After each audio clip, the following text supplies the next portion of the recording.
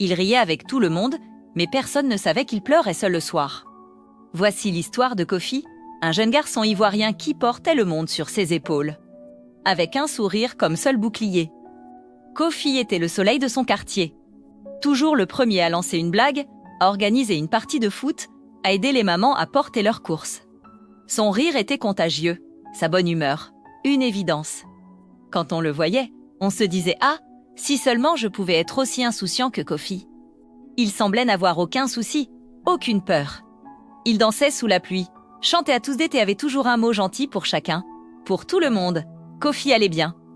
Il allait même très bien. Mais quand la nuit tombait que les rues de son quartier devenaient silencieuses, le masque de Kofi tombait avec le soleil. Seul dans sa petite chambre, le silence devenait assourdissant. Les rires de la journée laissaient place à des larmes silencieuses qui coulaient sur ses joues. Les soucis qu'il cachait si bien le jour revenaient le hanter. La pression de réussir, le poids des attentes familiales, la peur de l'avenir. Tout cela formait une boule dans sa gorge qu'il ne pouvait défaire. Il se sentait si seul, incompris. Comment aurait-il pu expliquer sa tristesse, lui, le garçon toujours joyeux? Qui l'aurait cru? Qui aurait pris sa peine au sérieux? Dans ce monde, même les plus forts s'effondrent parfois. On oublie souvent que derrière les sourires les plus éclatants peuvent se cacher les peines les plus profondes. On voit la force, l'énergie, la joie, et on suppose que tout va bien. On ne pense pas demander « Mais toi, Kofi, comment tu vas? Vraiment ?» Kofi avait peur du jugement.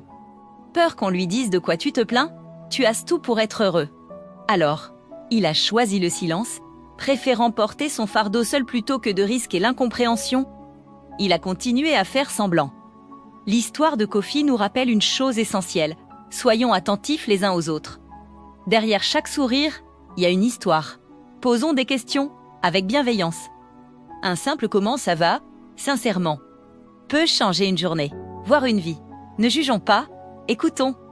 Si vous vous sentez comme Kofi, sachez que vous n'êtes pas seul. Parlez à la première étape. Cherchez de l'aide et un signe de force, pas de faiblesse. Votre santé mentale est précieuse. Abonnez-vous et likez si l'histoire vous a plu. Prenez soin de vous et des autres.